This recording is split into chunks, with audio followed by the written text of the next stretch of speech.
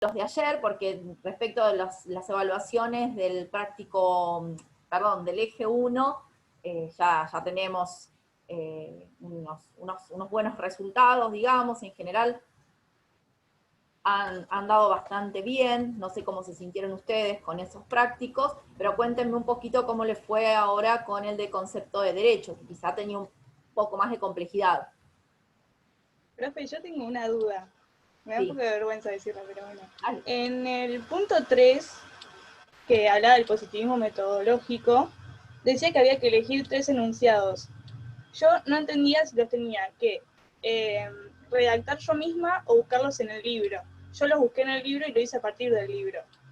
Pero entré en duda por una cuestión de que en el grupo empezaron a poner que era quizás redactar un ejemplo nosotros mismos en vez de buscarlo en el libro. Y No, si te dice confundí. seleccionar, si te dice seleccionar o identifique, siempre es del Claro, material que se da.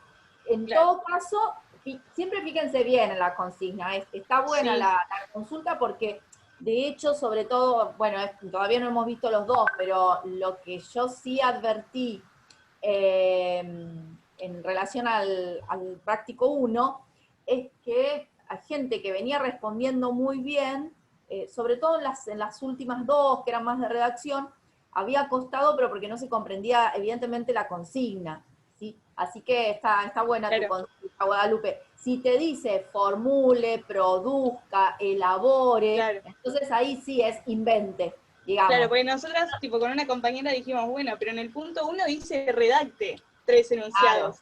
Y en el punto 3 no lo decía. Entonces, tipo, quedamos re confundidas y dijimos, bueno, le consultamos por las dudas. No, de todas maneras, en esos casos, a ver, esto no es un examen muerte súbita el que tomamos nosotros con esta metodología, digamos, ¿no? Como hay un tiempo de producción, de decantación, hay una retroalimentación, o sea, cuando nosotros hacemos la devolución, si el error pasó por ahí, se advierte, o sea, va a haber una respuesta y una respuesta consistente. Porque de hecho, si Claro, vos en vez de buscarlo en el texto lo hubieras elaborado, es más, hubiera sido hasta un plus en relación a lo que se estaba pidiendo, ¿sí? Así que en ese sentido no va a estar mal. En general los errores son al revés, cuando copian y lo que se pide es de producción o de elaboración, ¿sí? Por claro. ejemplo, brinde no sé, brinde un supuesto de signo y otro de símbolo. Y hay quien pone definición de signo y símbolo. ¿Sí? O denotación y designación de alguna palabra determinada. Y en vez de ejemplificar, explican que es uno y otro. Y es muy poco útil ese tipo de evaluación, porque ¿por qué les tomaríamos una evaluación en la que les pediríamos que copien? En ese caso usaríamos otra técnica, que es la de machete, que es muy buena, que se utiliza, que es la de formular a lo que nos referimos con el machete, es a formular abstracts o resúmenes que les sirva a las y los estudiantes para ir internalizando conocimiento. Pero no le vamos a dar un plazo para hacer eso, sería diferente. Entonces tengan en cuenta siempre que les surja esta idea de duda que plantea Guadalupe, que vamos a estar por la producción. Lo que se va a pedir en general es que ustedes analicen, y bueno, incluso la selección de un enunciado, de un texto, tiene mucho de producción, porque hay que tener conocimiento de antemano, hay que poder identificar categorías teóricas y poder hacer una elección racional de acuerdo a ese conocimiento, ¿sí? Porque este es un enunciado que es acorde al positivismo metodológico y no al naturalismo, ¿sí? Así que, bien. Bueno, ¿y el resto cómo estuvieron con los trabajos? ¿Cómo les fue? ¿Cómo los vieron? Veremos la retroalimentación, a ver qué les contestamos. Entonces. Ay, no se te escucha nada, Vanina. No, no, mucha. A ver. No, igual. Bueno, no importa, con gestos. Eh, Bueno, vamos a ver entonces, como les decía, ahora la retroalimentación. En general les comentaba, los resultados de los trabajos prácticos 1 fueron buenos, se nota buena lectura, buena redacción, están ubicadas y ubicados en los temas, tienen en general correcto manejo de los conceptos, de los términos, a pesar de que nuestros conceptos, ya lo saben, son muy abstractos y a la vez muy precisos, ¿sí? Tenemos muchas clasificaciones, pero se han podido manejar. No sabemos cómo va a ser la próxima evaluación, estamos pensando, esto ya se los voy anticipando, en que alguna de estas próximas que nos quedan, ustedes saben que el portafolio, como les habíamos explicado en las primeras clases, es decir, la carpeta que vamos armando con el rendimiento de cada uno de ustedes, va a constar de al menos 5 trabajos prácticos, ¿sí? No es una nota única, de hecho ya ustedes están acumulando 2 al día de la fecha, y se va conformando un concepto. Habrán visto cómo fueron las devoluciones que les hicimos, el trabajo está bien, el trabajo es correcto, incorrecto, ese tipo de devolución. Y vamos a sumar alguna instancia oral a ese portafolio, ¿sí? De esta misma manera, no, ya veo puchero.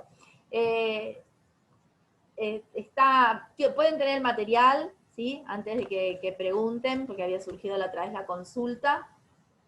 Se puede tener material, por supuesto, no son preguntas memorísticas, es decir, vamos a manejar el mismo criterio, la misma forma de acercamiento a los temas que si estuvieran en su casa con el tiempo que se les otorga para los trabajos prácticos, así que no se preocupen, no es que va a variar en detrimento. Y es una buena instancia para practicar un poquito la oralidad, la oratoria, la capacidad de expresión.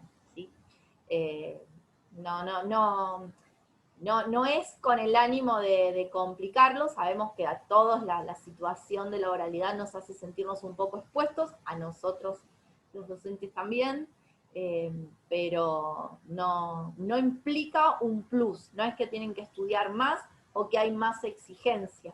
De hecho, no es como una, no sé, se lo habíamos dicho creo la otra vez, como una lección en el colegio, en el que Guadalupe o Bianca o Vanina, las nombro porque son las que tienen la cámara, lo cual va a generar que nunca más pongan la cámara, seguro. Estén frente a frente con un profesor que les pregunte y les pregunte y les retruca, sino que lo hacemos en grupitos de 4 o 5 personas, proponemos un tema para la discusión y se va sumando información, se van sumando aportes. Esa es la idea, que cada una y cada uno a su turno puedan ir haciendo un aporte interesante al tema que se propone para discutir, ¿sí? No es extraerles información, la información está en los libros, sino que pensemos temas para problematizar, para empezar a discutir. Esa es la propuesta. Así que bueno, es probable que en este o en el módulo siguiente implementemos una de estas formas de oralidad, siempre en el horario de clase, así que imagínense que es algo rápido, porque disponemos de 1 hora y media, no más que eso para todos, así que son encuentros de breves minutos con cada grupo.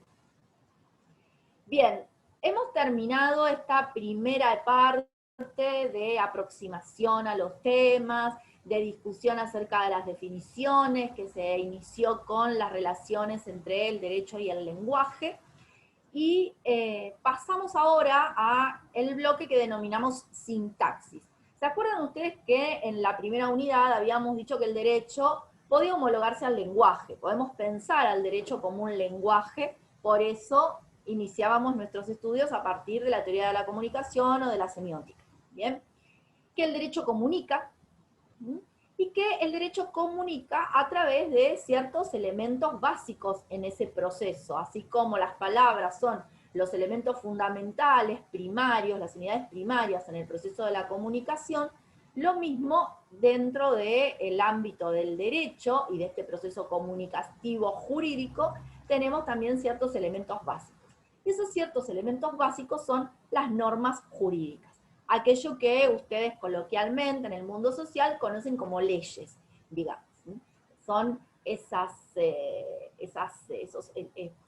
instrumentos, esas herramientas con las cuales cuenta el sistema jurídico para arreglar la conducta. Y se comportan de alguna manera como razones para la acción, es decir, brindan a los ciudadanos razones para actuar de determinada manera. Es decir, frente a determinados comportamientos, realizarlos obligatoriamente, es decir, porque se entienden obligatorios, inhibirse de hacerlos porque están prohibidos, ¿sí? O realizarlos porque están permitidos.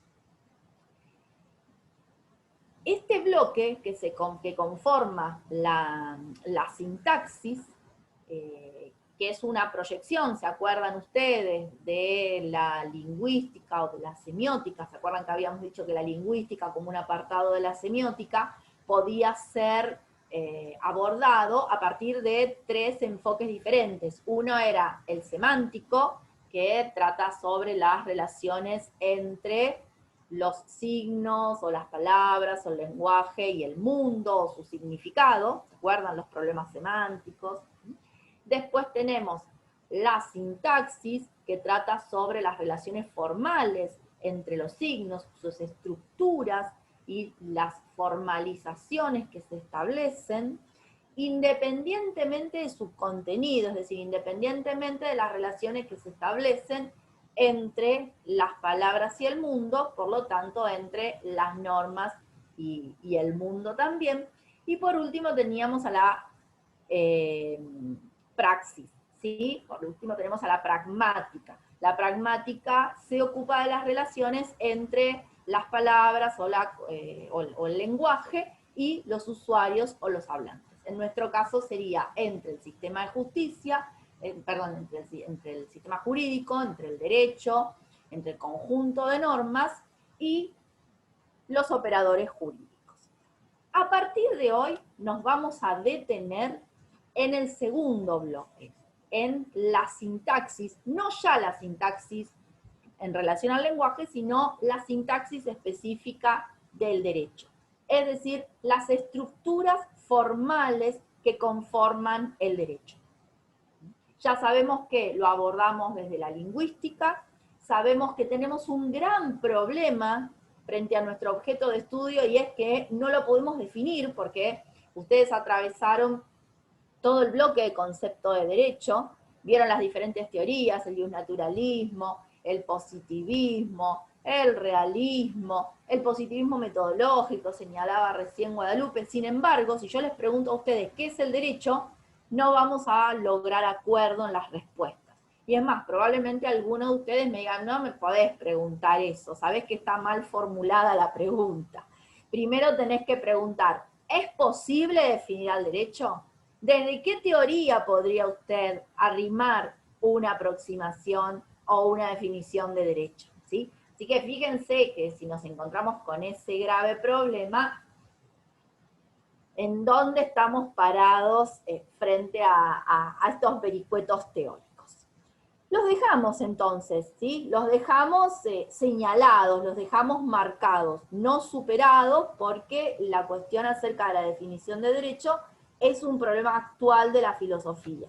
Es un problema actual desde siempre, digamos, es un problema siempre vigente que tiene la capacidad de actualizarse, de mutar y de volver a hacerse presente, no solo en los grandes problemas teóricos, sino que vamos a ir viendo también a lo largo del curso, y sobre todo esto lo vamos a ver en Filosofía del Derecho en el próximo cuatrimestre, cómo en las discusiones que hacen a la organización social en la vida cotidiana, se presenta la relación problemática entre derecho y justicia que reclama la definición de derecho. ¿Esto es justo o no es justo? ¿Es correcta esta solución que brinda el derecho? ¿Es correcto que una persona que ha sido condenada penalmente recupere la libertad en forma anticipada? ¿Es justo o es injusto? ¿Qué dice el derecho al respecto? Ese tipo de preguntas están interpelando en relación al concepto de derecho, a un concepto de derecho que sigue vinculándose problemáticamente con el de justicia. Entonces, guardado este problema por un costado, por un tiempito, vamos entonces a ver cuáles son las estructuras, como les decía, que conforman el sistema jurídico. Y a ver si puedo compartir la pantalla, creo que sí. Vamos a ver acá. ¿Se ve? ¿Están viendo? Bien. Bueno, Entonces, vamos a trabajar 3 bloques en este universo de la sintaxis. Esos 3 bloques que vamos a trabajar refieren a las normas jurídicas, a los sistemas jurídicos y a los conceptos jurídicos básicos, ¿sí? Nosotros hoy vamos a empezar con normas jurídicas y vamos a seguir en este mismo orden.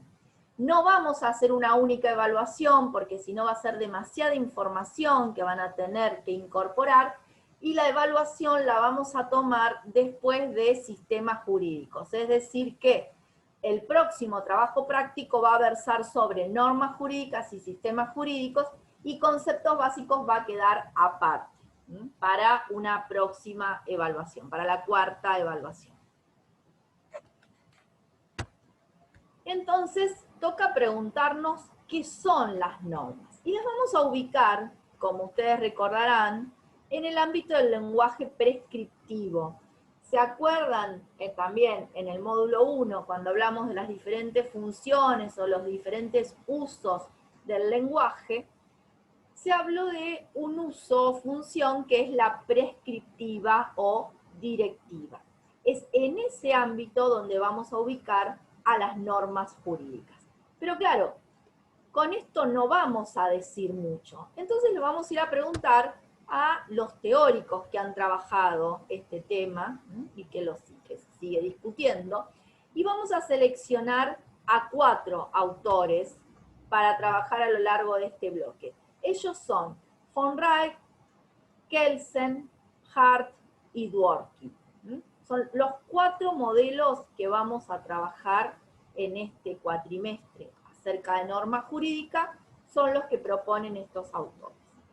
La primera concepción que vamos a ver es la que nos trae el profesor von Wright, que viene del ámbito de la lógica jurídica y trata de encontrar las afinidades, las identidades que puede haber en lo que él denomina prescripciones en forma genérica y propiamente dichas las normas jurídicas. Después vamos a seguir con Kelsen, que ya al interior de la reflexión jurídica, saben ustedes, es un representante de lo más destacado del positivismo, y nos va a traer una definición de norma totalmente desprovista de elementos que no sean puramente normativos o jurídicos. Después vamos a seguir con Herbert Hart, también un positivista, en este caso un positivista metodológico.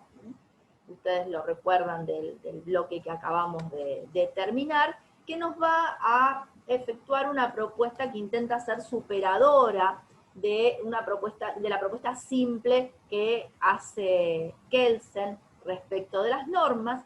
Y finalmente vamos a ir a Ronald Dworkin. Ronald Dworkin es un post-positivista, o también identificado con el iusnaturalismo atenuado, o un neo-iusnaturalismo atenuado. Lo claro es que no es positivista, y esto ustedes lo van a ver con mucha claridad, porque para Dworkin el sistema jurídico se integra por algo más que solo por normas jurídicas. Dworkin va a incorporar además la noción de principios. Y ustedes saben que la noción de principios nos saca del ámbito netamente normativo en el que trata de situarnos Kelsen y nos lleva a un ámbito moral, al ámbito de la justicia, y va a dar lugar a interesantes discusiones. Entonces, bueno, vayamos a la teoría de von Wright, que es la primera. Es una teoría que ofrece muchas clasificaciones, pero es sencilla. Hay bastante información, pero es muy sencilla para pensar. Para von Wright, el universo de prescripciones, de normas posibles, porque von Wright lo que dice es que normas no hay solamente en el ámbito jurídico, ¿no? Y de esto podemos dar fe cualquiera de nosotros. En nuestras familias hay normas, ¿sí? En nuestros grupos de amigos hay ciertas normas, en nuestros grupos sociales, en nuestros grupos culturales, en los clubes a los que vamos, no sé, en cualquier actividad que realicen se encuentran con normas. Aquel que realiza alguna actividad física, él o la que baila, el que toca algún instrumento, que realiza alguna actividad de voluntariado. Hay ciertas reglas, ciertas normas que rigen los comportamientos. Pensemos en, no sé, ir a un velorio, ¿sí? Alguien que se ve en la hipótesis de tener que concurrir a un velorio porque ha fallecido un padre, un amigo, un conocido de alguien, un familiar de alguien muy allegado o un familiar mismo, tiene que ir con cierto trato, con cierto respeto, con cierta conducta, y no está escrito en ningún lado, no hay una norma expresa que nos diga cómo debemos comportarnos. Sin embargo, todos sabemos cuál es la conducta que se espera en una circunstancia como esa. Esta idea, entonces, de que hay normas que nos rodean en el universo de lo social, de lo cotidiano, de lo doméstico, lleva a von Wright a tratar de identificar cuáles de todas esas normas que nos vamos encontrando a lo largo en nuestra vida de relación son candidatas a convertirse en normas jurídicas. Es decir, qué característica, qué especificidad tienen las normas jurídicas que hacen que se distingan de cualquier otra norma. Por ejemplo, aquella que dice que uno no debe reírse carcajadas en un velorio.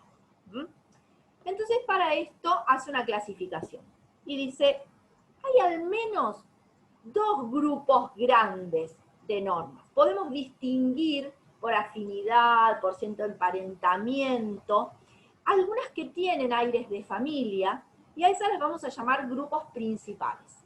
Y otras que se distinguen de estas que integran los grupos principales y las va a llamar grupos secundarios.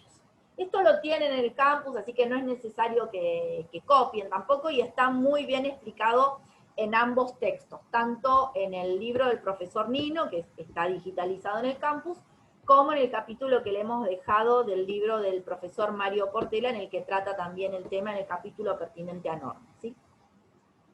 Entonces, ¿cómo se integran los grupos principales de normas? Dice von Wright, hay reglas definitorias o determinativas, hay reglas directivas o reglas técnicas, y también hay prescripciones.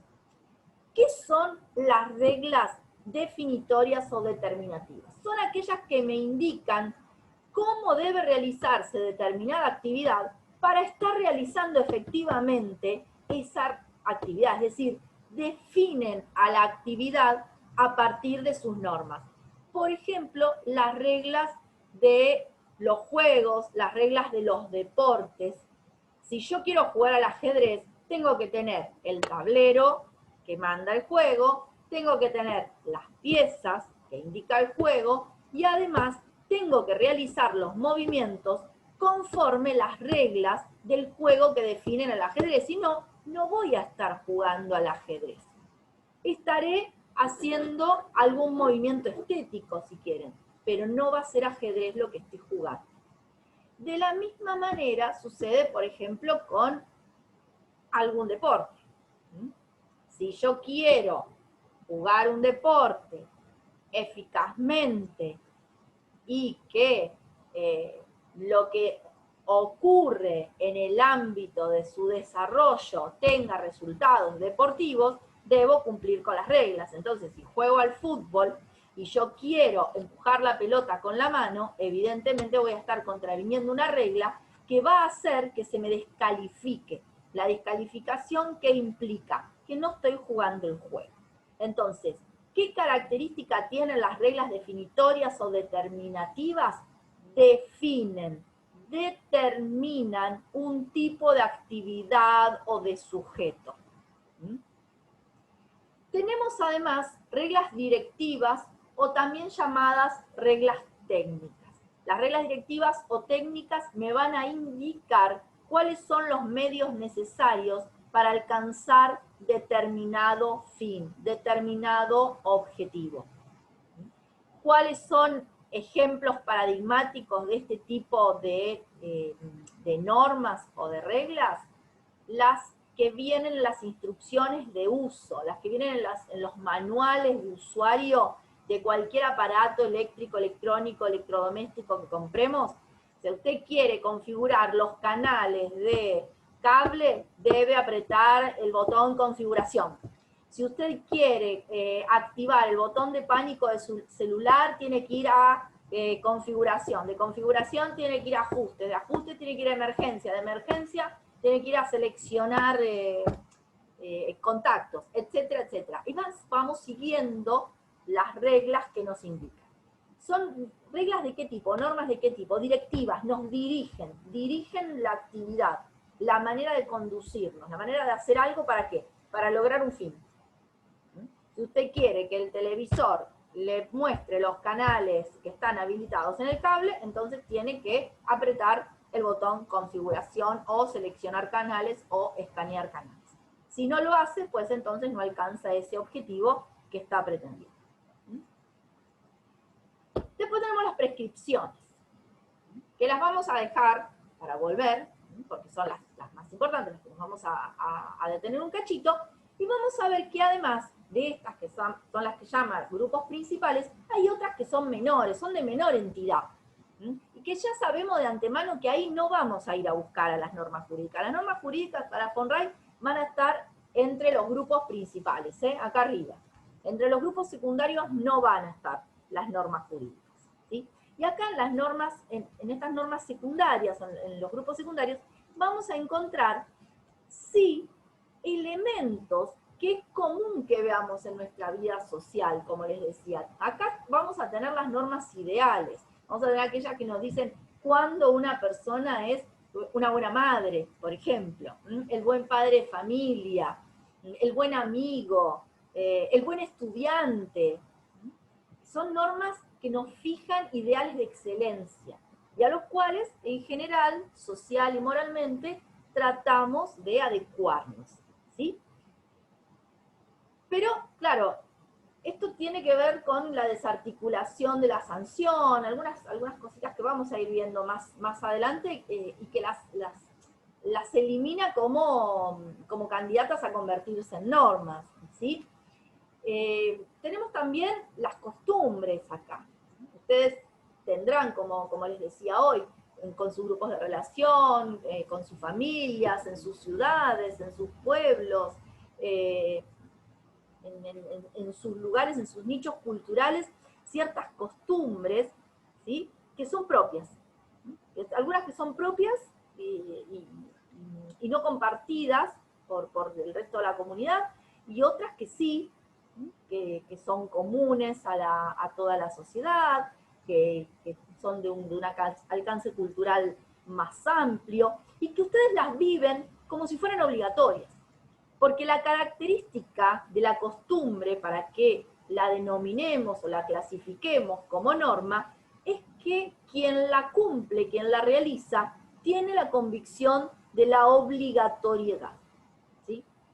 Si no se cumple, si no se realiza, se está en falta.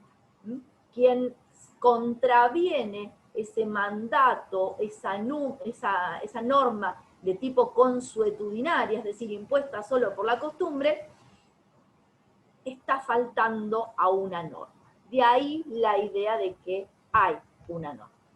Y por último, las normas morales, los principios morales a los cuales tratamos de adecuar nuestra conducta y que están en general inscritos en la moral crítica, en la moral que se conforma como conjunto, como ideal, ¿sí?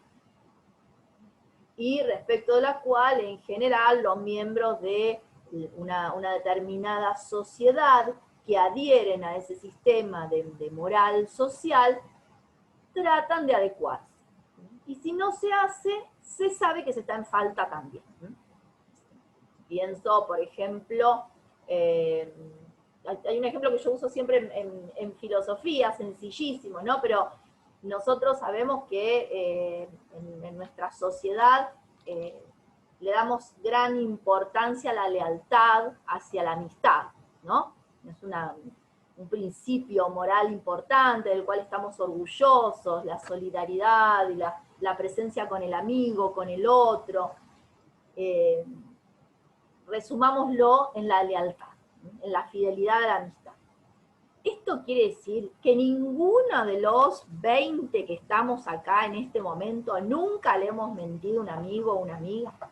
Nunca dejamos plantado una amiga o un amigo a último momento porque nos dio fiaca salir, acompañarlos, bancarlos en un momento en que hacía esos primeros fríos de Mar del Plata, noche de 2 grados, y tu amiga que quiere salir porque el novio la dejó, y bueno, tengo que ir a cuidar a mi abuela, mi mamá no me deja, tengo que estudiar.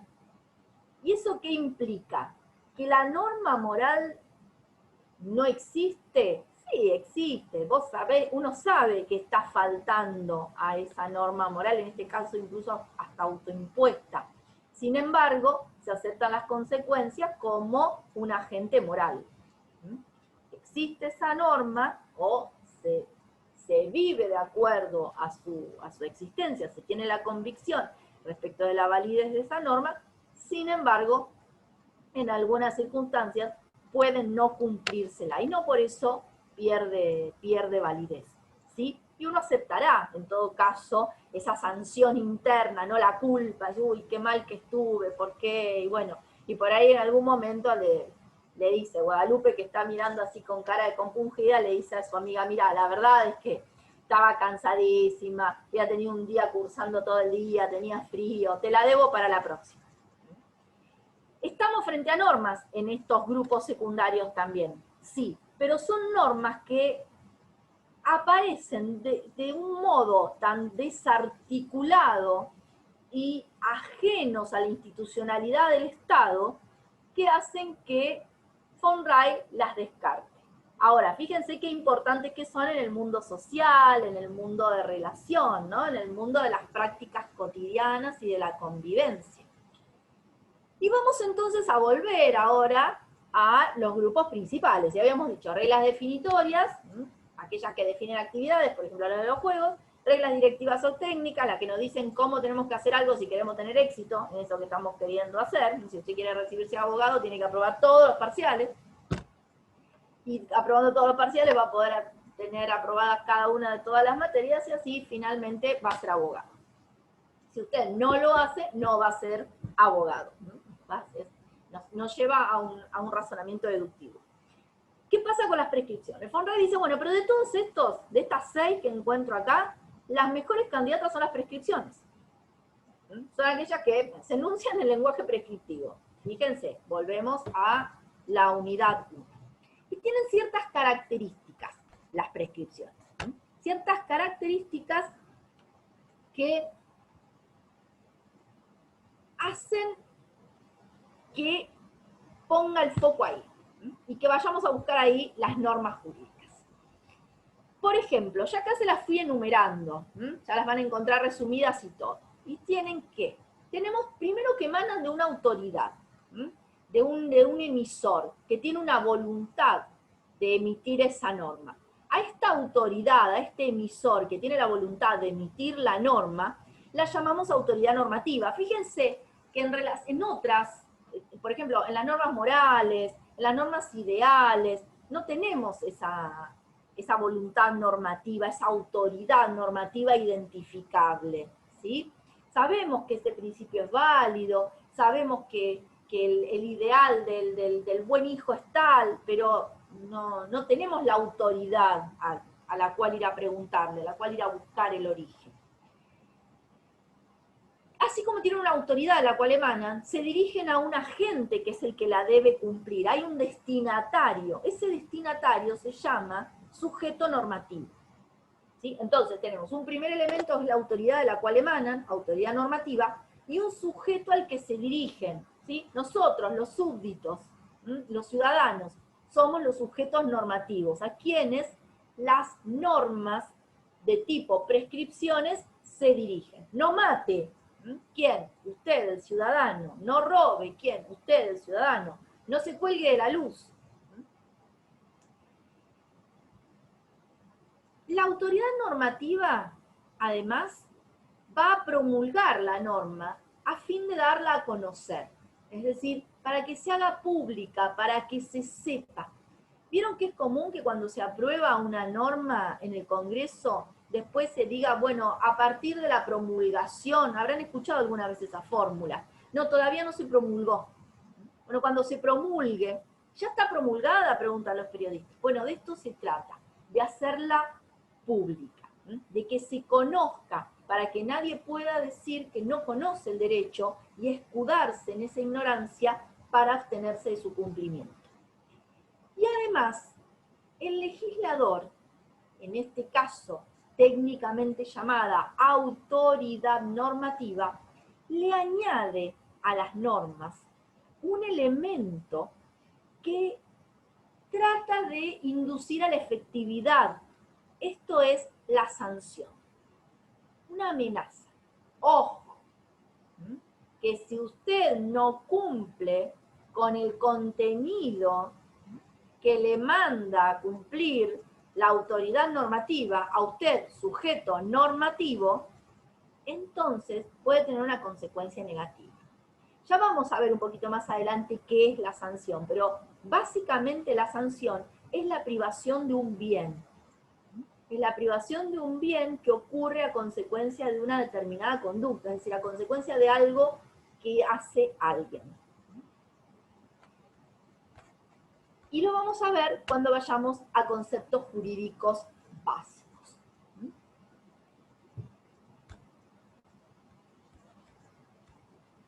Vamos a ir ahora al núcleo normativo de las prescripciones, ¿sí? Vamos a ver lo más significativo de las prescripciones y que son los elementos. Entre medio van a ver que pasan otras filminas, ustedes después van leyéndolas cuando tienen un ratito, pero no me voy a detener yo ahora con esto porque es sencillo. Pero sí quiero ir al núcleo normativo. Esos elementos que yo les mencioné recién, esos 4 elementos, son los 4 elementos que distinguen a las normas jurídicas, ¿sí? Que otras normas no los van a tener nunca, como les decía hoy, las normas morales o las normas ideales no van a tener una autoridad normativa, un sujeto normativo identificado, no van a tener una sanción, ¿sí? Porque cuanto mucho, bueno, tendré esa sensación de culpa porque no cumplí, por ahí si llego tarde a mi clase de guitarra, bueno, me la pierdo, pero no tengo la sanción institucionalizada que sí puede poner la autoridad normativa, y no existe, definitivamente no existe ninguna de las otras, la promulgación, ¿sí? La idea de una publicidad institucionalizada tampoco para que los ciudadanos conozcan su contenido. Vayamos remontando entonces ahora y veamos otros elementos. Y estos 3 elementos que conforman lo que llamamos el núcleo normativo, que deben estar viéndolo ahí en la filmina, vale la pena mencionar. Son 3, el carácter, el contenido y la condición de aplicación. ¿Qué es el carácter de una prescripción? El carácter de una prescripción es la forma en la cual la autoridad normativa modaliza a una conducta. Esto es, que una conducta puede ser permitida, prohibida u obligatoria. Cualquiera. Pagar un impuesto. El legislador puede decidir que pagar un impuesto puede ser una conducta prohibida, puede ser una conducta permitida, pero no.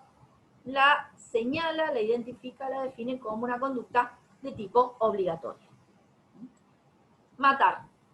Matar es una conducta, claro, ¿sí? ¿Es un posible hecho? Sí. ¿El legislador como autoridad normativa se adelanta? Sí. ¿Y qué es lo que hace? Bueno, puede prohibirla, puede permitirla, puede tornarla obligatoria. En general, en los códigos penales, la conducta de matar es modalizada como prohibida. A eso nos referimos cuando hablamos de carácter, del carácter prohibitivo, permitido o obligatorio de una conducta. A esa conducta la vamos a llamar contenido. El contenido es el comportamiento que se prohíbe, que se permite o que se obliga.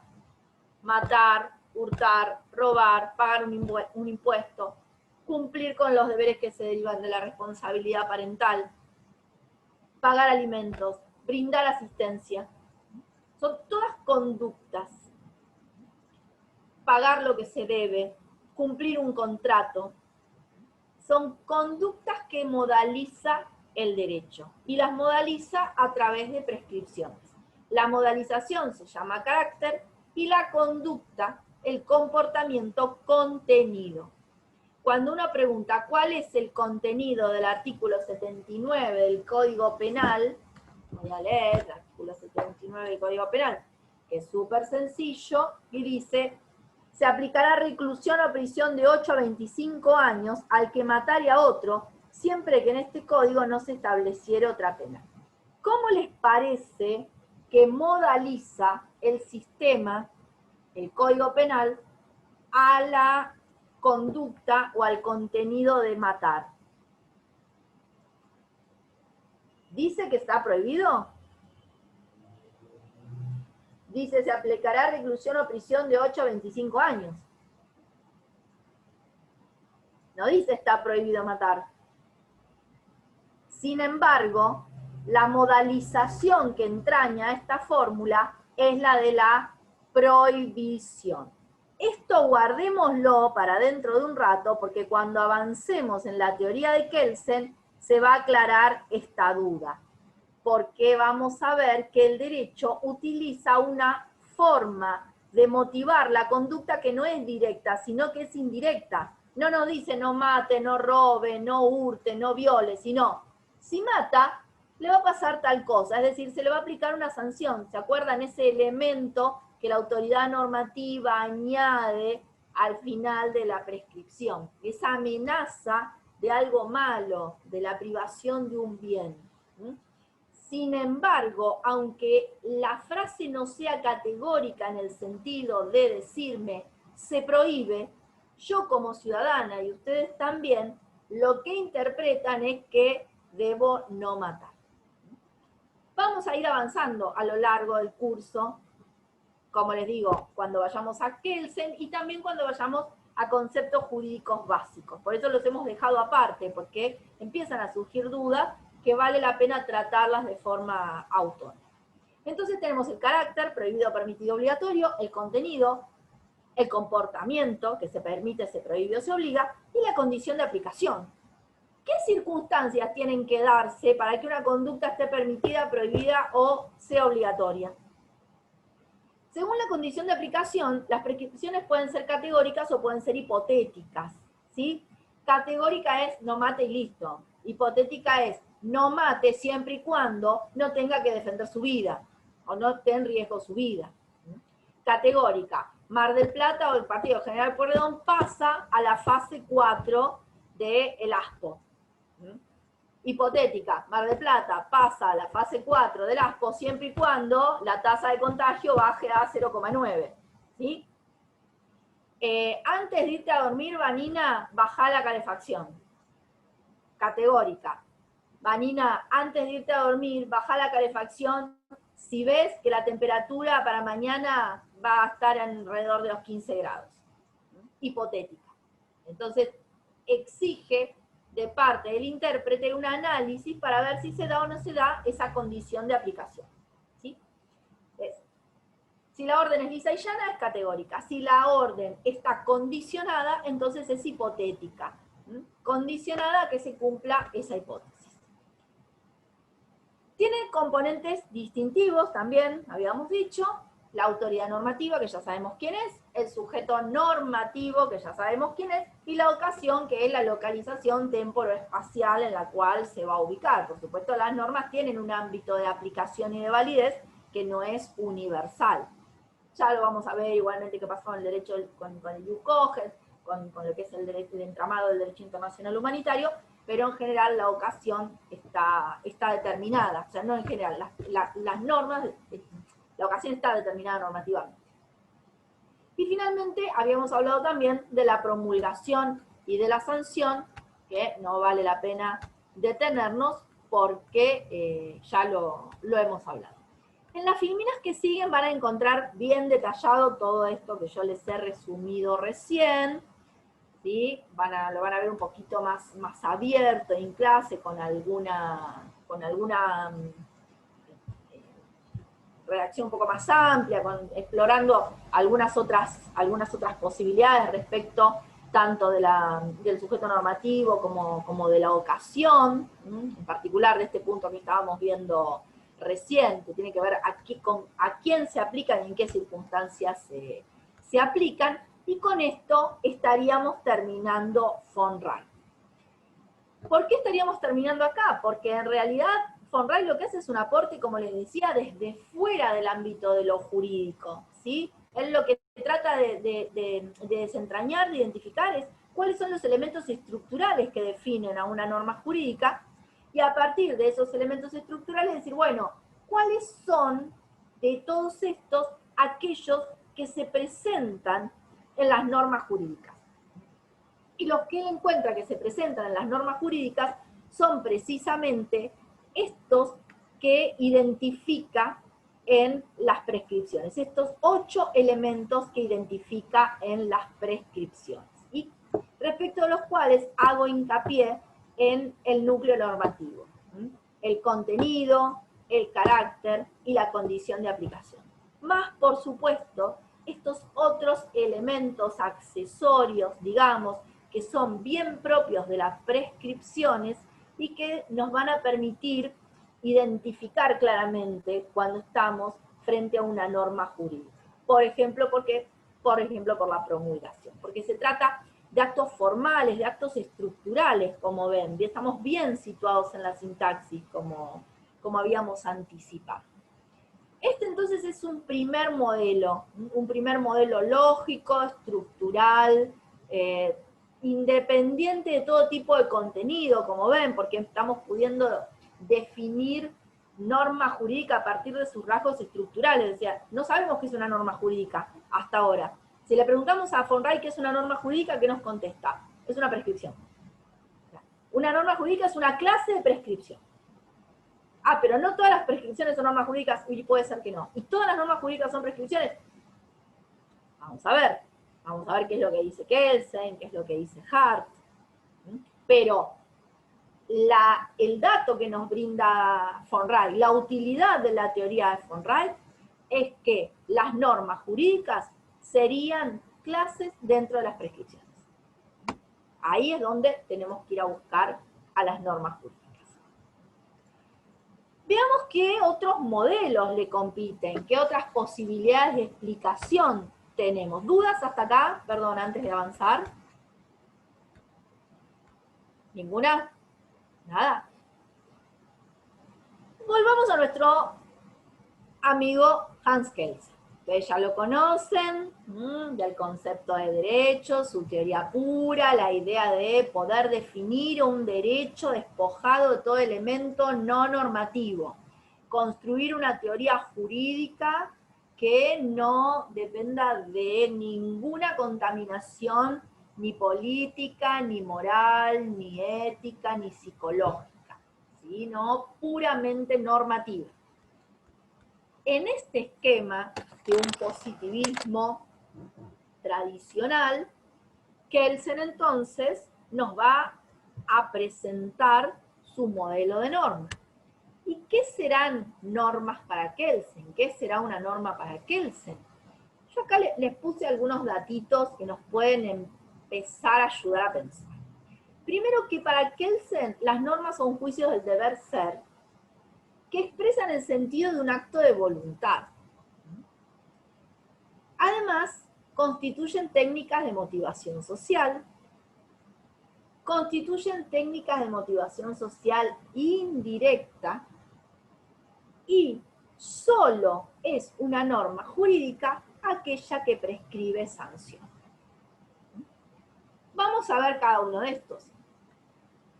Las normas son juicios del deber ser que expresan el sentido de un acto de voluntad. Acá vamos a la división entre mundo del ser y mundo del deber ser. Vamos a volver dentro de un cachito. A ver. En el mundo del ser, que es el mundo de la praxis, de la experiencia, rige el principio de causalidad, este que tenemos acá.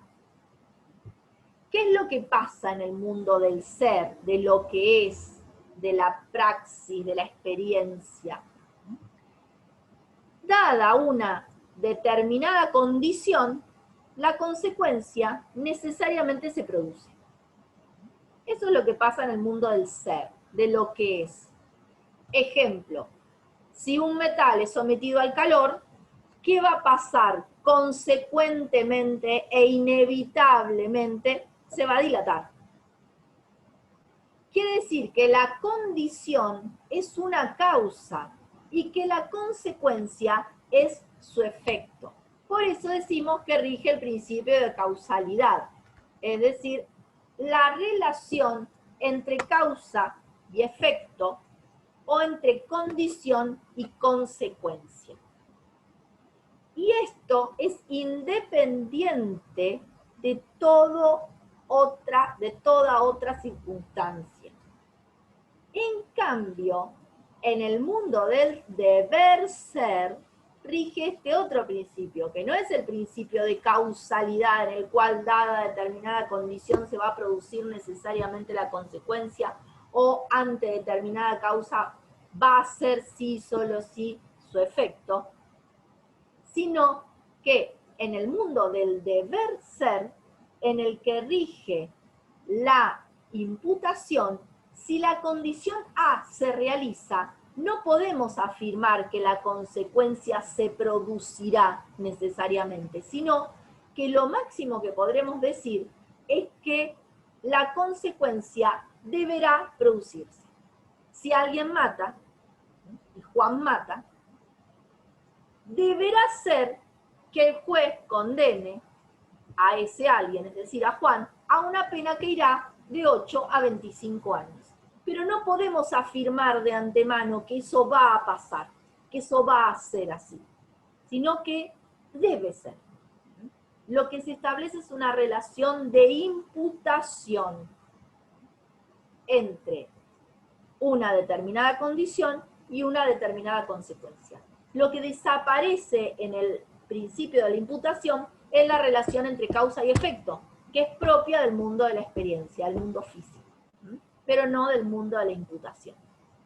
Entonces, si, fíjense, el ejemplito traducido en la tercera línea, si Juan mata a Pedro, entonces debe ser que Juan sea encarcelado. Fíjense cómo es diferente la enunciación A. Si un metal es sometido al calor, se dilatará. Si un X mata a un Y, en cambio, deberá ser encarcelado o deberá ser que se lo encarcele. Por eso decimos que la relación entre la condición y la causa conforme al principio de causalidad es una relación de causa y entre la condición y la consecuencia es una relación de causa-efecto. En cambio, la relación entre la condición y la consecuencia en el mundo de la imputación o del deber ser está establecida, está mediada, está decidida humanamente. Es, en este caso, la autoridad normativa, en términos de von Reich, que a instancias del juez, que será el encargado de aplicar la norma, la actúe.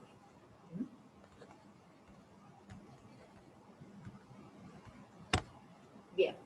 Primer punto, las normas son juicios del deber ser que expresan el sentido de un acto de voluntad, de una autoridad normativa.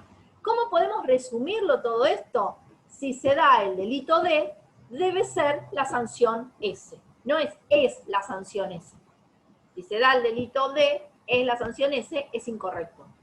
Si se da el delito D, debe ser la sanción S. Y ese debe ser, hay toda una discusión que se genera. ¿A quién se dirige ese debe ser? ¿Al sujeto que mata? ¿A los ciudadanos? ¿O al juez? El encargado de cumplir ese deber ser es el juez. El encargado de encarcelar al X que mató ahí. Si X mata ahí, debe ser la sanción S. Es decir, si D, entonces la sanción S. Sin embargo, los ciudadanos las tomamos. ¿Por qué?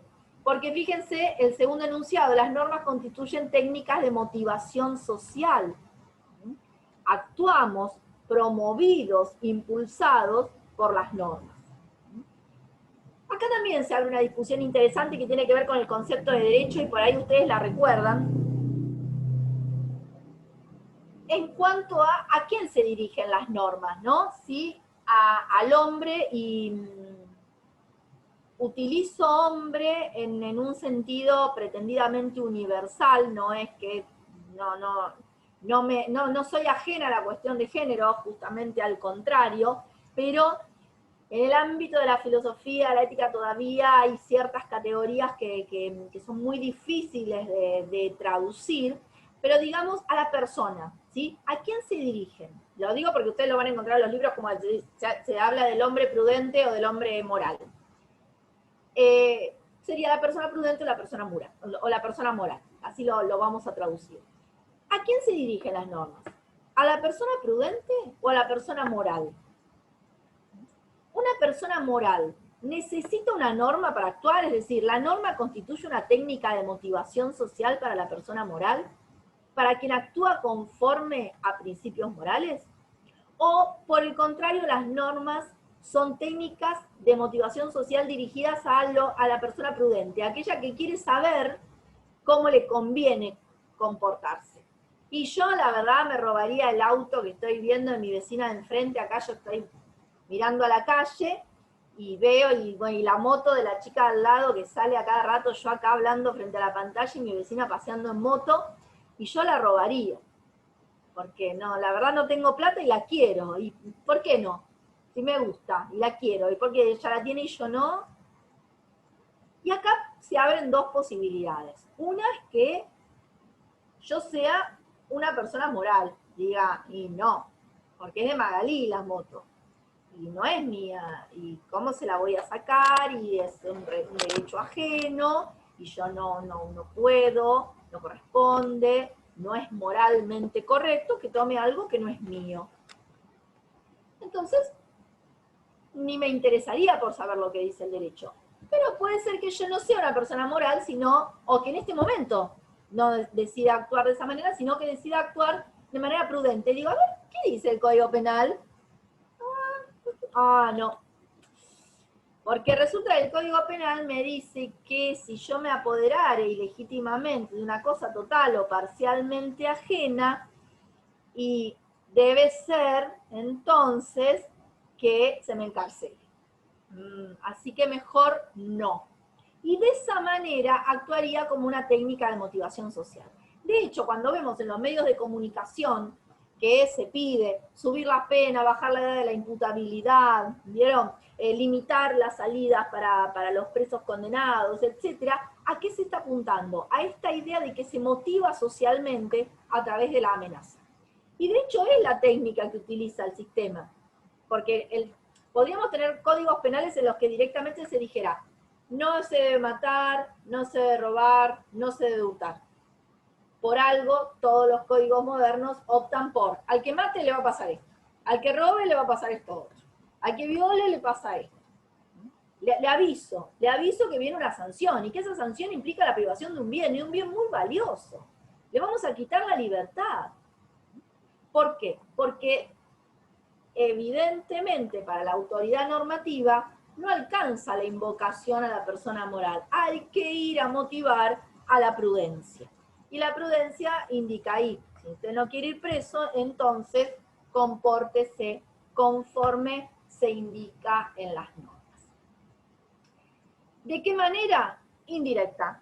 Como dice en el tercer puntito acá que les puse, las normas jurídicas constituyen casos de técnicas de motivación indirecta, prevén sanciones aplicables por seres humanos. Insisto, no es categórica de forma directa la prohibición o la obligatoriedad, sino que hay un rodeo semántico por el cual hay una norma que podríamos llamar primaria, y una norma secundaria que es la que se extrae de ese enunciado, ¿sí? Al que mate se le aplicará una pena de 8 a 25 años. Eso es lo que dice la norma. Pero ¿qué es lo que leemos nosotros? Se debe no matar. En realidad, la norma que se dirige al ciudadano es la contraria, la opuesta a aquello que se está leyendo.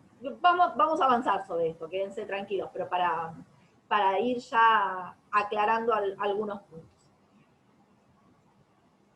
Y esta norma, que es la que prescribe la sanción, al que mate se le aplicará una pena de 8 a 25 años, entonces, como les decía recién, es la que denominamos norma primaria, que son las que conforman los códigos.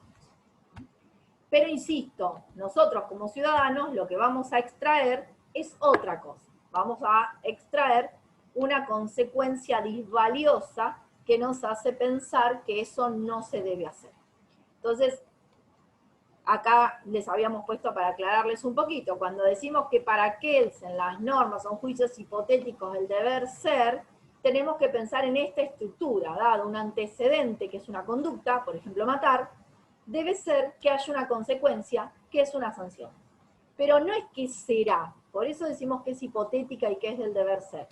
Dada esta hipótesis A, entonces debe ser que ocurra la sanción S. Y como tiene que ser aplicada por un sujeto, entonces no podemos hablar de causa-efecto y por eso decíamos que están humanamente mediadas. Vamos acá. Bien. Van a encontrar esta distinción entre norma primaria y norma secundaria de Kelsen, es de lo que veníamos hablando recién, ¿sí? El legislador no opta por decirnos directamente a los ciudadanos cuál es el comportamiento que se espera, sino que lo que se hace es una amenaza de un daño a través de lo que llamamos la norma primaria. Pero lo que leemos como ciudadanos prudentes es un derivado lógico, y ese derivado lógico es la conducta que se pretende evitar, es decir, la prohibición. Insisto, con este ejemplo, que es el primero que aparece en la parte especial, el más sencillo. Al que mate se le aplicará una pena de 8 a 25 años. Volvemos acá.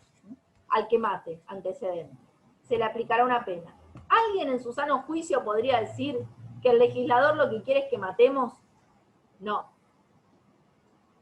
Ese enunciado que aparece prima facie al analizar una norma es el que llamamos norma primaria. Sin embargo, el enunciado que se dirige a los ciudadanos es el opuesto a ese. Es no haga lo que dice el antecedente. Por eso decimos que hay una técnica de motivación de tipo inversa. Ustedes recordarán cuando eran chicos, ¿no? Más adolescentes, la mayoría son todas muy jóvenes, pero cuando todavía estaban más bajo el influjo y poder de sus padres y madres, y le decían, volvé a tal hora. No, pero no sé, volvé a tal hora. Bueno, hace lo que quieras. Vos volvés tarde y no salís. ¿Y uno qué entendía de eso? Y miren que yo hace hace décadas que mi madre no me dice lo que tengo que hacer. Bueno, decirlo lo sigue diciendo, pero bueno, ya no puede imponerme ninguna sanción. Pero ustedes qué entendían, bueno, vuelvo a la hora que quiero. No, volvés a la hora que querés y vas a sufrir una sanción. Entonces, la consecuencia es, no lo hagas. Si vos volvés tarde, el fin de semana que viene no salís. Entonces, ¿qué extraen como consecuencia de eso? ¿Cuál es el mandato? ¿Cuál es la norma? Tenés que volver temprano, o tenés que volver no tarde, o tenés que volver dentro del horario en el cual te estoy indicando. Acá van a tener una filmina en la que encuentran todo esto también, y sobre la que no voy a volver porque veo que ya el tema los está agobiando muchísimo. Así que bueno, Kelsen, técnicas de motivación social indirecta, juicios del deber ser, distinción entre norma primaria y norma secundaria. ¿Cuáles son para Kelsen las normas? ¿Las normas primarias o las normas secundarias? Para Kelsen la norma es aquel enunciado hipotético que prevé una sanción. No es la norma secundaria que escuchaban ustedes cuando su madre les decía que no vuelvan tarde, sino al que mate se le aplicará una pena de 8 a 25 años. Esa es la norma para Kelsen. ¿Qué pasa en la teoría de Kelsen si una norma no prevé sanción? No es una norma. Entonces, nos vamos a encontrar con que para Kelsen el concepto de sanción es un concepto primitivo, determinante, primario e ineludible en la definición de norma jurídica.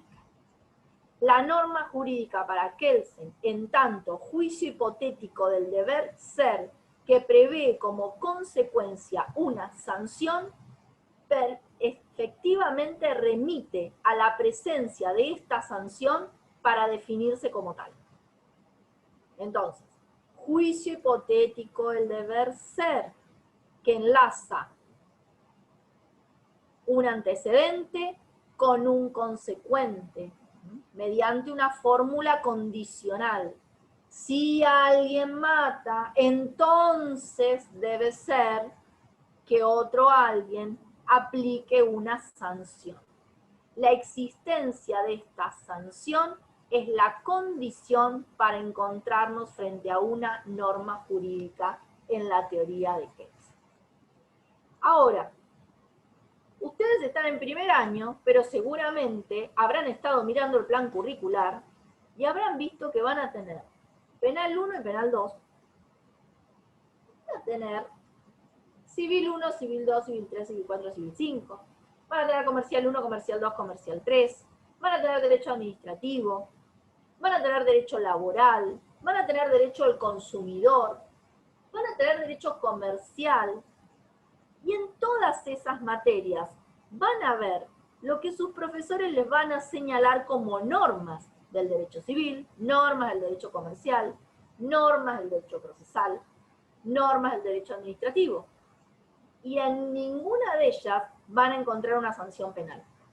En ninguna de ellas van a encontrar juicios hipotéticos del deber ser que impliquen en forma directa la aplicación de una sanción que implique la privación de un bien. ¿Qué pasa entonces? Si decimos que en la teoría de Kelsen las normas se definen por la existencia de una consecuencia que es una sanción, ¿qué hacemos en ese caso? Para Kelsen, todas las normas que integran los sistemas jurídicos y que no prevén sanciones son normas incompletas. Son partes de otras normas mucho más complejas en cuyo relato se van a reconducir a algún tipo de norma que sí prevea una sanción. Por ejemplo, vamos a las normas del derecho de familia. La responsabilidad parental es lo que hoy denominamos así a lo que antiguamente se conocía como patria potestad, es decir, el poder, la responsabilidad, los deberes y los derechos de los padres sobre sus hijos. Implica obligaciones, por ejemplo, el deber de alimento, el deber de cuidados. ¿Qué pasa si una madre o un padre no cumplen con esto? Hay consecuencias. Claro, pero las consecuencias no van a estar en cada una de las normas que nos hablan de los deberes de los padres y de las madres respecto de sus hijos. Vamos a tener que buscar cómo el incumplimiento de alguna de ellas nos lleva a la comisión de algún tipo de algún supuesto penal, quiero decir, que finalmente merezcan la aplicación de una sanción. Ese trabajo, dice Kelsen, es el que hay que hacer para buscar cómo las normas que no prevén sanción, en definitiva, son parte de un entramado mucho más complejo y se presentan como normas incompletas, normas a las que le faltan elementos. No son verdaderas normas, sino que para constituirse como tales deberán completarse con esas sanciones que están faltando. Entonces, para Kelsen, las normas son solo aquellas que imputen una sanción que consista en la privación de un bien a un antecedente, y esto mediante una fórmula condicional. Son y 25, me parece que vamos a tener que ir cortando. Nos quedan Hart y Dworkin, que se trabajan muy bien juntos en una clase, así que no vamos a tener problema la semana que viene. Yo les propongo igualmente que traten de avanzar un poquito en la lectura, y lo que estábamos pensando, no sé si vamos a poder contar con la plataforma esta, pero sí me gustaría los días miércoles o jueves, seguramente los jueves para tener un día de decantación en el medio y que puedan tener un poquito de lectura, ofrecer una clase de preguntas los días jueves, ¿sí? Entonces, hacemos el desarrollo de los temas el martes, sobre todo porque ahora en esta parte que viene va a tener bastante información, y si bien no es complejo, se van a encontrar quizá con mucho material de lectura, y vayan a ir surgiendo dudas. Entonces, hacemos las clases los martes, y los días jueves, en el mismo horario de las 3, en todo caso con un Zoom nuestro, podemos hacer clases de preguntas para interactuar y para ir despejando las dudas que vayan surgiendo con la lectura del material. Así que la idea sería ya a partir del 15, de manera que la semana que viene tendríamos clase el martes 13, en esa clase del martes 13 completaríamos Hart y Dworkin, con lo cual ya estaríamos completos para normas, y el día jueves podríamos hacer una clase de preguntas y ya dejamos liquidado todo lo que es norma jurídica, ¿sí? Igualmente, avanzo un segundito nada más, porque lo que queda es bastante sencillo. Hart, piénsenlo desde un modelo que intenta superar el modelo de Kelsen, ¿sí? Hart va a tratar de explicar cómo el derecho es algo mucho más complejo que solo un conjunto de normas hipotéticas del deber ser que enlazan un antecedente a un consecuente que prevé sanción. Dice, el sistema jurídico tiene elementos mucho más ricos, mucho más complejos, que exigen otras definiciones. Entonces va a distinguir al mundo jurídico entre reglas primarias y reglas secundarias. Y quiero hacer una aclaración. Cuando hablamos de Kelsen hablamos de normas, y cuando hablamos de Hart y de Dworkin hablamos de reglas, porque pertenecen a mundos teóricos diferentes, pero están hablando de lo mismo. El concepto que se utiliza en el derecho continental europeo, que es de donde proviene Kelsen, es el concepto de norma. En cambio, Dworkin y Hart, como son anglosajones, utilizan el concepto de regla. Pero es lo mismo, es decir, son palabras distintas, perdón, para el mismo concepto. Esto téngalo en cuenta. Entonces, bueno, para Hart el derecho es más complejo y se va a integrar por reglas primarias y por reglas secundarias. Entonces, las reglas primarias funcionan de la manera que dice Kelsen, que señala Kelsen, dice Hart, por supuesto. Son aquellas normas que se dirigen a los súbditos, a los efectos de reglar comportamientos, ordenar la sociedad, y que prevén sanción para aquellos que se aparten del mandato. Sin embargo, no son los únicos tipos de normas que vamos a encontrar. Y en esta complejidad, Hart va a señalar que además hay otros grupos a los que él va a denominar reglas secundarias, no grupos secundarios como los de von Reis, sino reglas secundarias, y estas reglas secundarias van a ser las de reconocimiento, que son aquellas que nos van a permitir saber cuándo estamos frente a un derecho válido. Porque Hart es un positivista, entonces para saber cuándo estamos frente a un derecho válido no vamos a tener que ir a cotejar a las reglas o las normas con los principios, sino que dentro mismo del sistema vamos a tener reglas que nos van a indicar de qué manera reconocer a las instituciones y a las normas válidas. Entonces, a estas las denomina reglas primarias. Tienen que ver más que nada con la práctica judicial, son los propios jueces los que elaboran estas normas, nos va a decir Hart.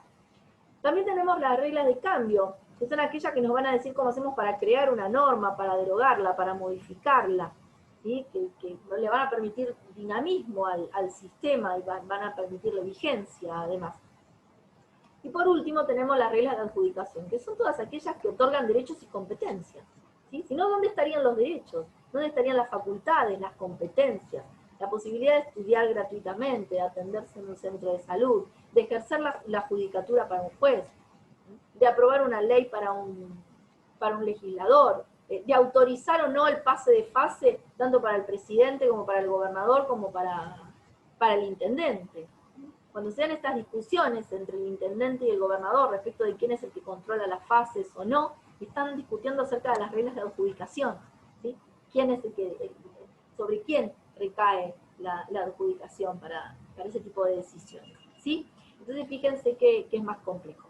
Y me parece súper interesante ver un poquito de Hart, que para él las reglas jurídicas son reglas sociales, ¿sí? Es decir, que el origen de las reglas es un origen social o consuetudinario. Tienen su base en la costumbre. Y la pregunta de Hart es, ¿qué es lo que hace que una costumbre, que un uso, que un hábito se convierta en una regla obligatoria? Y claro, dice, no cualquier uso, no cualquier hábito, no cualquier costumbre puede convertirse en una regla. Entonces se va a distinguir entre los meros hábitos y la costumbre. Nosotros podríamos tener el mero hábito de ir a comer un asado todos los domingos al mismo lugar, o de hacer la misma salida los sábados a la noche, o de vacacionar todos los años en el mismo lugar, o de visitar a nuestros abuelos en tal día. Sin embargo, no tiene ninguna relevancia jurídica ni social esa práctica que nosotros llevemos adelante. Y estos tres elementos sí se los dejo para que los piensen.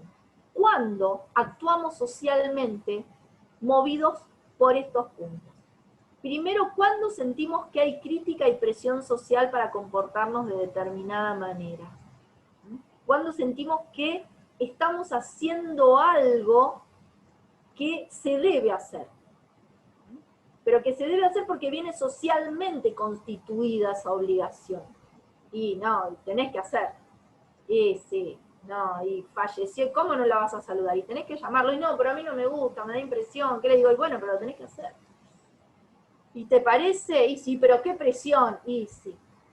Y si no lo haces, ¿qué pasa? Y sentís que te van a criticar, sentís que va a haber una crítica. Se sabe, se siente, se percibe la mirada, el rum rum, el silencio. ¿Y qué pasa si nos desviamos? Bien, entonces, se actúa la legitimidad de la crítica. Es decir, me critican y yo sabía que estuvo mal, y es legítimo, me lo aguanto. Sé que va a pasar, y si pasa, tienen razón. No la saludé, fui una maleducada. ¿Vieron lo de Lola Latorre que se rió de Nacha Guevara cuando dijo tiembla a lo Nacha? ¿Qué pasó ahí? La crítica le fue con todo. Crítica y presión social. ¿Cómo le va a decir eso? Una piba, una mujer grande con su trayectoria, enferma, se burló de las personas que tienen Parkinson. Bueno, no las escuché exactamente, pero me imagino que vienen por ahí, ¿no? ¿Cómo se tomó eso? Como la actitud de Lola Latorre, como una desviación respecto de una norma consuetudinaria. El respeto hacia la enfermedad, el respeto hacia una persona mayor, hacia la trayectoria, hacia la solvencia, ¿sí? Y se entendió que es legítima la crítica, porque de hecho ella, si no me equivoco, pidió disculpas. Y finalmente, ¿qué más? El punto de vista interno, que ahí no sabemos si ella lo tendrá o no. El punto de vista interno es la convicción respecto de todo lo anterior, de la obligatoriedad de la conducta, de la legitimidad de la crítica en caso de que nos desviemos, es decir, actuamos no solo porque sentimos la presión social, sino que creemos que es obligatorio hacerlo de esa manera. Y le tengo que pedir disculpas, sí. Sí, me están pidiendo. Bueno, mira, aunque nadie me lo pidiera, yo igualmente se lo iba a decir. ¿Por qué? Porque siento en mi fuero íntimo que debe hacerse, que hay una obligación. Se siente como si fuera una norma escrita, como si fuera una norma con todos los elementos de las prescripciones de FONRAI, promulgada con una autoridad normativa, dirigida a un sujeto, y ese sujeto soy yo. Entonces, cuando se dan estos tres elementos juntos, dice Hart, una costumbre deja de ser una mera costumbre, un mero hábito, y pasa a ser una regla jurídica. Así que bueno, los dejo con eso, y nos quedaría entonces solamente Dworkin, su distinción entre principios y reglas. Acuérdense las dos grandes diferencias, diferencia lógica, diferencia funcional. los principios se pesan, los principios tienen importancia, los principios van a depender del caso concreto, cuándo se aplican o cuándo no, y por eso no quiere decir que dejen de tener vigencia, pero no podemos saber de antemano cuándo se van a aplicar. ¿Por qué? Porque no se aplican a todo o nada como las reglas. En las reglas sí, si alguien mata, se le aplicará una pena de 8 a 25 años de prisión. Ahora, el principio de interés superior del niño, y ahí ya no hay forma de establecer de antemano cuándo va a primar sobre otro. ¿Y cuándo gana la autonomía y cuándo gana la igualdad? Hay que verlo en el caso concreto. Entonces, lo interesante de Dworkin es que para él el derecho no es solo un conjunto de normas. Para Dworkin el derecho se magnifica, el derecho se amplía, porque junto con las reglas o normas hay otros elementos que obligan de la misma manera que las reglas o normas, y son los principios. ¿Sí? Y tienen la misma jerarquía y concurren a solucionar conflictos sociales con la misma validez y el mismo resultado que las reglas. Ahora sí, los dejo, ya nos pasamos 5 minutitos, pero bueno, como habíamos empezado 15 minutos más tarde, me lo permití. A su disposición para las preguntas que quieran hacer, ya saben, lo pueden hacer a través del campus, y si no, a paulamuniaburri@hotmail.com, y si no, también anda el WhatsApp dando vueltas, he recibido bastantes preguntas también ahí, así que bueno, acá estamos para las inquietudes que tengan. Si tienen alguna pregunta ahora, si no, cortamos. Yo tengo una duda, sí, que cuando hablas de directivas o reglas técnicas, dijiste, tipo, diste un ejemplo de introducción de uso. ¿Se podría hacer, por ejemplo, una receta, puede ser? Sí. Listo. Tenía esa duda de decir, bueno. Listo. Sí, sí.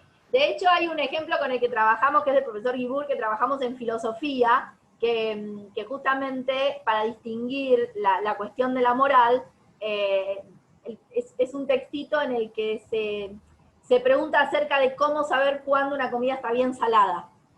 Y entonces se da el ejemplo, bueno, que justamente no es una cuestión directiva, que sí, pero esa sería. Y sí, porque si vos no le pones, no sé, los que vean el Gran Premio de la Cocina, fíjense que siempre se insiste, ¿no? Y seguiste la receta y algún error cometiste, ¿no? Como que la falta en seguir alguno de los pasos de esas reglas hacen que se fracase en el objetivo. Sí, es un ejemplo perfecto. Bueno, chicos y chicas, nos vemos entonces el martes que viene, y bueno, la semana que viene doble, martes y jueves. Adiós. Chao. Chao, profe, gracias. Chao.